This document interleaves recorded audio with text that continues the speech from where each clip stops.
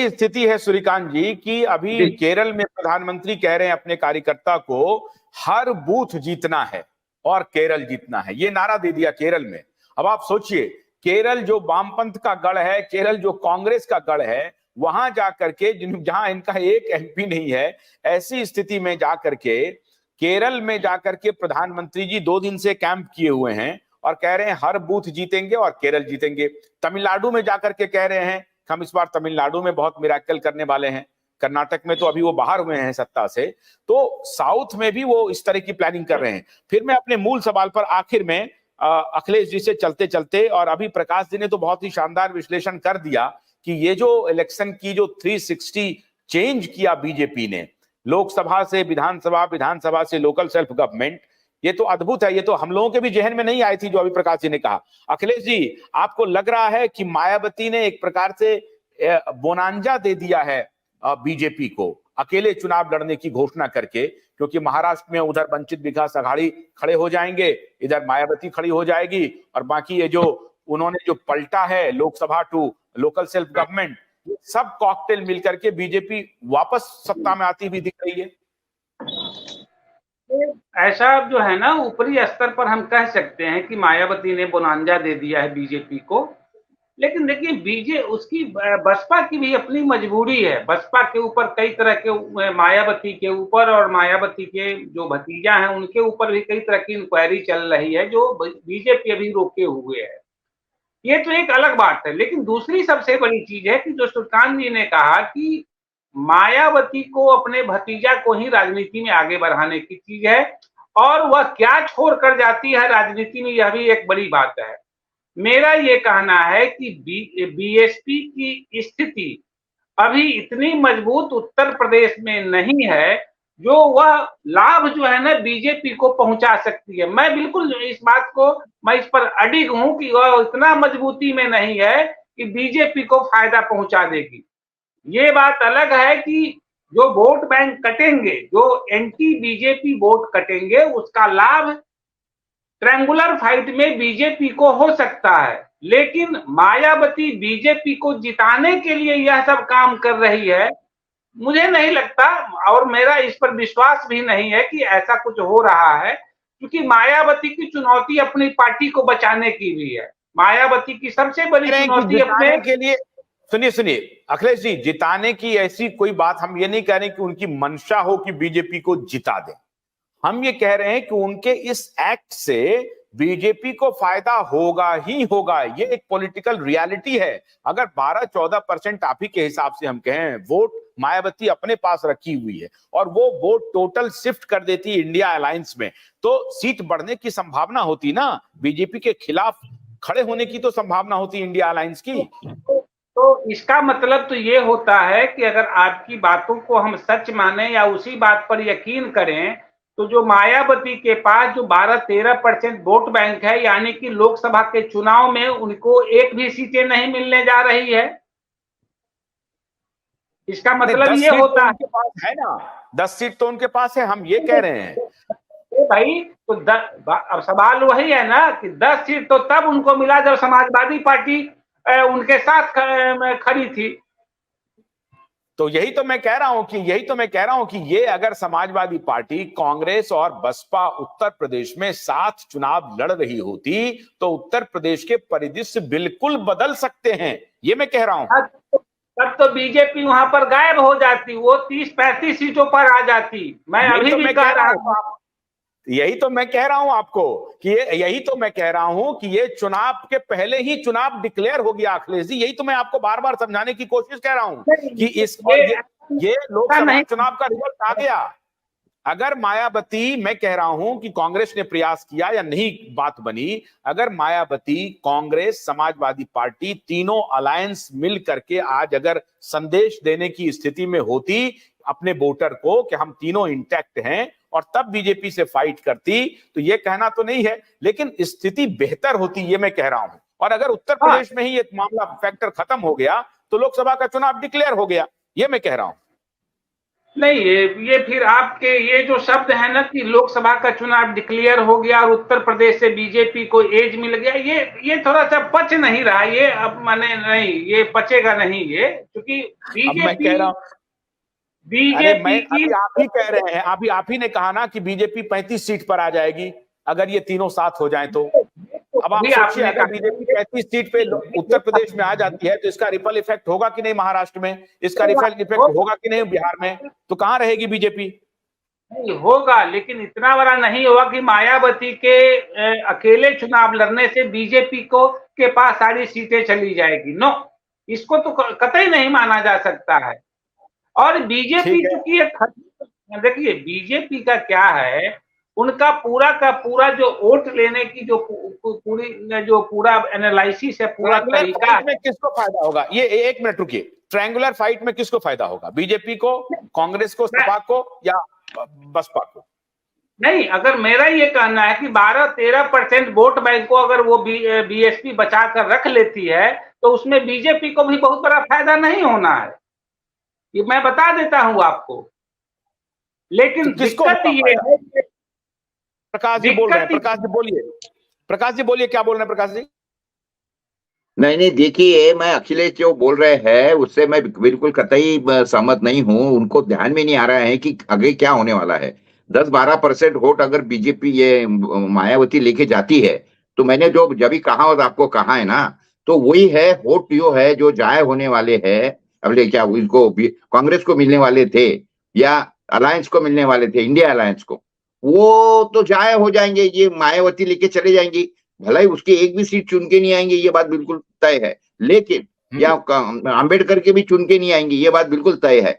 ये अगर India alliance के साथ जाते हैं तो डेफिनेटली वो बीजेपी के ही वोट खाने वाले हैं और इंडिया अलायंस को बहुत बड़ा फायदा होने वाला है। लेकिन कांग्रेस को, बीजेपी को ये बिल्कुल मालूम है कि इसके कारण हमारे हम लोग धोखे में आ सकते हैं। इसीलिए तो उन्होंने ये सब खड़े किए ना। ये वंचित को पिछले बार खड़ा कर दिया था, मायावती को खड़ा कर दिया, अभी भी मायावती ने ऑलरेडी बोल दिया है कि मैं खड़े रहने वाली हूँ, और भारत के प्रधानमंत्री वगैरह ऐसे बोर्ड लगे हैं भाई। तो ये सारा का सारा वही है, ये इलेक्शन का कैंपेन है और ये बीजेपी की बहुत बड़ी राजनीतिक शातिर चाल है। ये बिल्कुल शातिर चाल है, एक बात ध्यान में रखिए। और ये चाल अपनाने में या समझने में बाकी के लोग बिल्कुल समझ भी नहीं आ रहा है। और इंडिया जब कांग्रेस वगैरह वालों, जिस तरीके से सूर्यकांत जी ने बोला है कि जो ग्राउंड का जो स्टाफ है, जो वोट खींच के लेके जाने वाला बूथ तक, वो सिर्फ और सिर्फ बीजेपी के पास में है। ये बाकी के कोई पार्टी के पास में नहीं है। ये थोड़ा बहुत वंचित के पास में, थोड़ा बहुत शिवसेना के पास में है। लेकिन शिवसेना तो हमारे महाराष्ट्र में पूरी टूट चुकी है, वो कोई मतलब नहीं है उसके साथ में अभी फिलहाल में।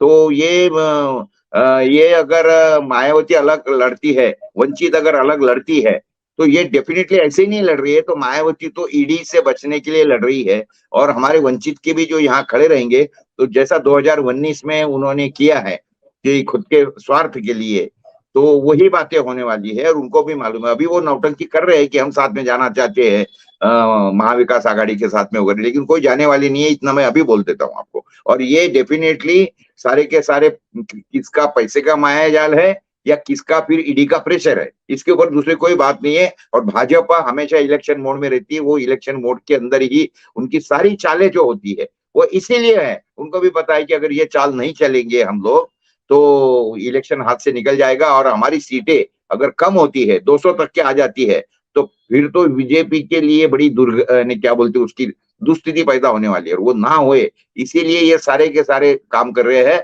और जो इतना सारा क्या बोलते हैं पानीपत होने के बाद में, इतना सारा इनका सत्यानाश होने के बाद में भी इंडिया अलायंस के लोग अगर नहीं सुधरते, और ये बीजेपी को पूरा पता है कि ये इनका कोई पटने वाला नहीं है, इसीलिए ये हमेशा हमेशा बीच बीच में कुछ ना कुछ डालते रहते हैं, जिसके कारण ये सब कभी ये इसके साथ में बैठे, कभी उसके साथ में बैठे, कभी आए नहीं, तो मीटिंग में नहीं आई। तो बहन जी ने अपनी कौन अपने बंगाल वाली जो दीदी है, दीदी भी इनके साथ में नहीं गई। ये सारा का सारा जो है ना, एक बार समझिए, बीजेपी वाले नंबर 1 शातिर।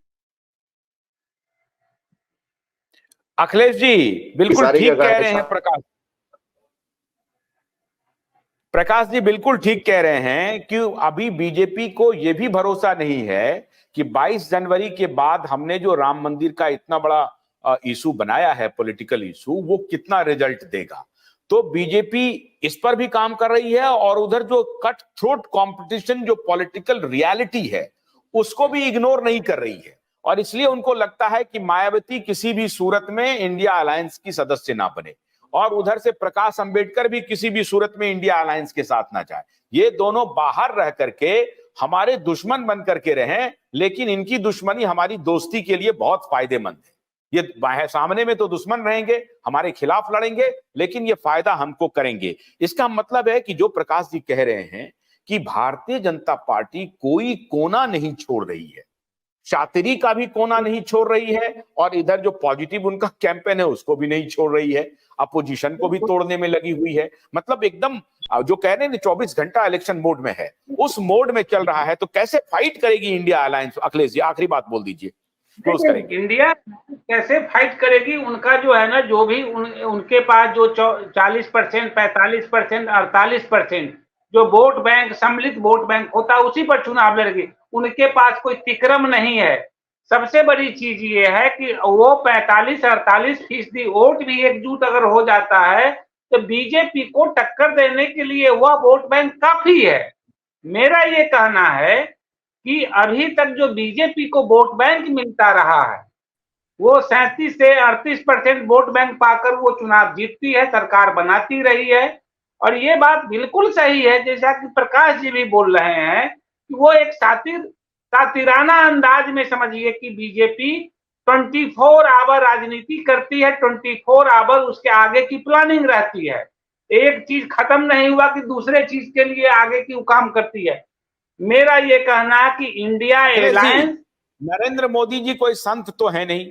आप एक मिनट मेरी बात सुनिए। नरेंद्र मोदी संत तो है नहीं, संन्यास के लिए तो राजनीति में गए नहीं हैं, वो पॉलिटिशियन हैं, वो सत्ता में हैं, ये उनका अधिकार है भाई कि हम किसी भी सूरत में सत्ता नहीं छोड़ें, सत्ता में वापस आ जाएं। तो इसमें क्या बुराई है? ये कांग्रेस भी करती, समाजवादी पार्टी भी करती, शरद पवार की पार्टी भी करती, नीतीश कुमार की भी पार्टी करती, सारे नेता करते हैं ना। हम ये कह रहे हैं कि इसमें नरेंद्र मोदी भी कर रहे हैं। आप उनको इसलिए मत कहिए कि वो एकदम से गलत काम कर रहे हैं, ये तो उनका अधिकार है, वो करेंगे ही राजनीति में। वो कोई संन्यास के लिए वहां नहीं गए हैं, वो अपने अपोजिशन को हराएंगे, हराने के लिए जो तिकड़म करना पड़ेगा वो करेंगे। लेकिन इसके लिए तो अपोजिशन की रिस्पॉन्सिबिलिटी है ना कि वो कौन सा तिकड़म करें ताकि उनको हरा दें। नहीं, हर आदमी तिक्रमी नहीं होता है। दूसरी बात कि आपके तिक्रम में ही तिक्रम तो क्या, तिक्रम अपने आप में पाखंड है। पाखंड दिखाकर जनता को धोखा देना, जनता के साथ जो आप बोल रहे हैं उससे पीछे हट जाना, क्या इसको राजनीति आप कहेंगे? कि किसी तरह सत्ता पर बने रहें? नो, मैं इसको नहीं मानता। ठीक है, अरे बीजेपी के बहुत सारे नेताओं को आप भी जानते हैं, हम भी जानते हैं, और इनके साथ हम रहे बच्चे। इनके तिक्रम जो है ना, देश के लिए समझिए कि काल बना हुआ इनका तिक्रम जो है सो। मैं ये नहीं कहता कि हमारे कह देने से वो चुनाव हार जाएंगे या चुनाव जीत जाएंगे, लेकिन सबसे बड़ी चीज ये है कि नरेंद्र मोदी देश के प्रधानमंत्री हैं। प्रधानमंत्री आगे भी बनेंगे, ना हमारे कहने से बनेंगे, ना वो बोल देने से उनका पीछे हट जाएंगे। लेकिन बीजेपी की जो राजनीति है, मेरा कंप्लीट मेरा इस पर ध्यान है कि बीजेपी की जो मौजूदा राजनीति है उसको इस बार इंडिया अलायंस के तरफ से बड़ी टक्कर मिलेगी। अब ये टक्कर उसकी जीत में कन्वर्ट होती है या हार में कन्वर्ट होती है, लेकिन बीजेपी को पिछले सीट से ज्यादा सीटें नहीं आएगी, कम ही आएगी, और इंडिया अलायंस उसको जबरदस्त टक्कर देगी। ठीक है, बहुत बहुत शुक्रिया। कोई कुछ कहना चाहते हैं इस डिबेट में? और कोई कहना चाहते हैं? मैं आखिरी थोड़ी सी बात भी बोलना चाहते हैं तो बोल लीजिए, क्लोज करेंगे, 1 घंटा हो।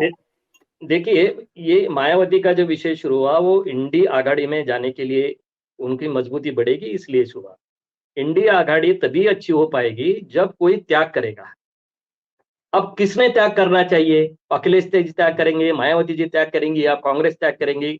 जो भी त्याग करेगा, त्याग करने की मानसिकता अगर रखेंगे तो इंडिया आघाड़ी बड़ी हो जाएगी, वो फाइट दे सकेगी एनडीए को। आज की हालत में कोई त्याग करने के लिए तैयार नहीं है, यही आज की वास्तविकता है। जी जी जी प्रकाश जी, एक बहुत संक्षेप में बोल दीजिए। सूर्यकांत जी कह रहे हैं कि इंडिया अलायंस जो है बढ़ सकती है, फाइट दे सकती है, बशर्ते कि उनके जो गठक दल हैं वो सारे लोगों में कोई एक तो हो जो त्याग करने की स्थिति में हो, जो बोले कि कोई बात नहीं, हम त्याग करते हैं, सारे लोग इकट्ठे आ जाओ।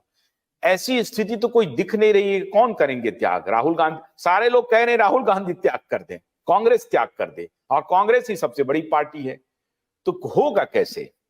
देखो ऐसा है, राहुल गांधी ने तो त्याग कर दिया, उन्होंने वो ना ही पार्टी के अध्यक्ष है और ना ही अभी इंडिया अलायंस के भी अध्यक्ष बनने की कोशिश कर रहे हैं। वो तो मैच्योर्ड आदमी दिखता है, जिसकी पप्पू पप्पू बोले जाता था, लेकिन आज तो मुझे अगर इसमें सबसे मैच्योर्ड आदमी दिखता है तो राहुल गांधी दिखता है। और दूसरी बात में जिसकी बात अखिलेश कर रहे थे, मैं आपको इतना ही बताऊंगा कि game of rule of the game क्या है। तो ये जो पॉलिटिक्स का गेम है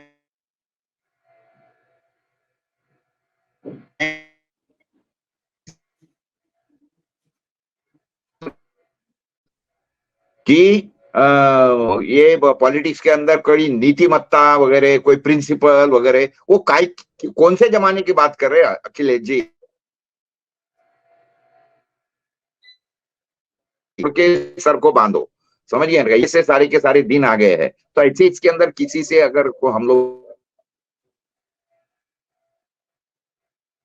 काम करेंगे, भैया वो बीजेपी खत्म हो है, ये बीजेपी थोड़ी है, ये मोदी की पार्टी है, ये बात समझिए। तो इसीलिए ये तो सारा का सारा करेंगे। और इन्होंने तो अभी आने वाले दिनों में आने वाले सारी पार्टियां हैं, उनके लिए बहुत बहुत अच्छे मापदंड खोल दिए हैं कि भ्रष्टाचार कैसे करना, पैसा किस तरीके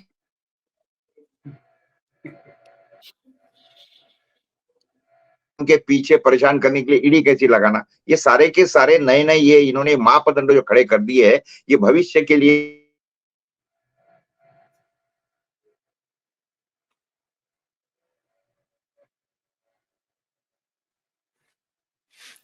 प्रकाश जी के नेटवर्क में थोड़ी लगती है कि कमी है, तो अब हम इस डिबेट को यहीं क्लोज करेंगे। लेकिन ज्यादा बात हो गई है और हम अपने दर्शकों को यह बताना चाहते हैं कि मायावती की इस घोषणा के बाद पूरे विपक्ष में एक प्रकार से एक हलचल है। और अगर मायावती इंडिया अलायंस के साथ होती तो परिदृश्य निश्चित रूप से दूसरा होता। लेकिन अखिलेश जी कह रहे हैं कि नहीं, अभी भी इंडिया अलायंस इंटैक्ट है और कड़ी टक्कर होने वाली है। हम भी अपेक्षा रखते हैं कि एक स्वस्थ डेमोक्रेसी में एक मजबूत विपक्ष का होना बहुत जरूरी है, तभी सत्ता निरंकुश होने से बचेगी। अब उम्मीद करते हैं कि 2024 में एक तरफा चुनाव ना हो। हमारी भी ये कोशिश है कि एक तरफा चुनाव नहीं होनी चाहिए। चुनाव कांटे का हो, मुकाबला तगड़ा हो, जीत हार तो चुनाव के बाद देखेंगे। तो ये बात तो तय हो गई कि जैसे ही मायावती ने ऐलान किया कि वो अकेली चुनाव लड़ेंगी, तो बीजेपी का फायदा साफ दिख रहा है। अब यह आने वाले समय में पता चलेगा। लोकसभा चुनाव बहुत दूर नहीं है, लेकिन बीजेपी के खेमे में बल्ले बल्ले है। आज प्रहार में इतना ही। कल फिर हमारी आपसे मुलाकात होगी। तब तक के लिए आशुतोष को मत दीजिए। नमस्कार।